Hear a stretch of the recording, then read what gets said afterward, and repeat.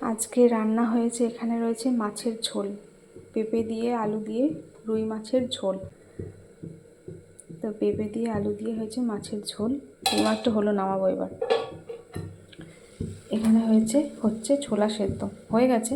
এই জলটা একটুখানি শুকনো শুকনো করছি, একটু জলটা ফেলে দিয়ে একটুখানি শুকনো শুকনো করে দিচ্ছি, নাহলে জল জলে হয়ে থাকে।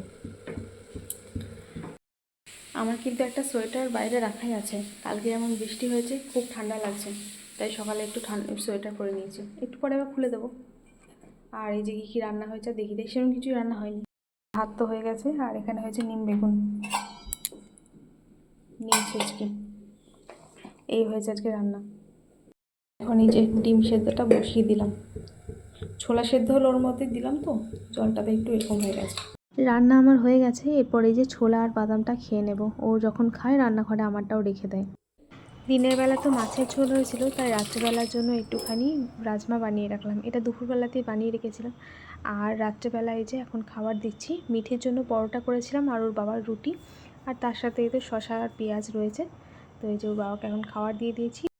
দেখো রাজমাটা খেতে কেমন হয়েছে। রাজমা খেতে ভালোই হবে, অনেকদিন পরে করলাম না।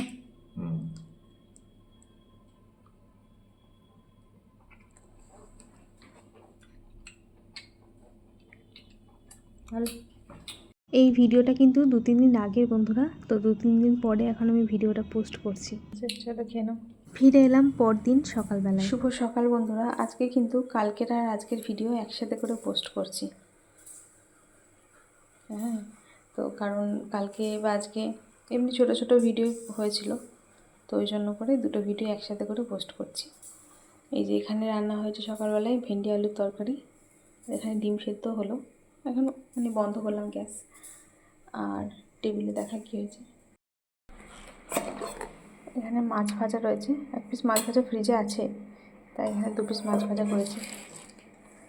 আর এখানে তো ভাত আছে, আর এখানে আছে উচ্ছে আলু, এই উচ্ছে কুমড়ো আর পেঁয়াজ দিয়ে ভাজা, কালো জিরে ফোড়ন দিয়ে।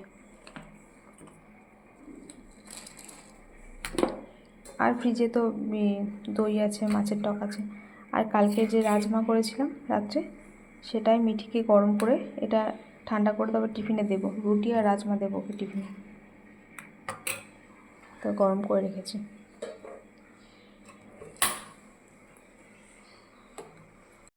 আজকেও কিন্তু খুব ঠান্ডা, কালকেও সন্ধ্যাবেলা বৃষ্টি হয়েছে, আজকেও খুব ঠান্ডা, তো আজকেও সোয়েটার পরে নিয়েছি। আমার রান্নাবান্না কমপ্লিট।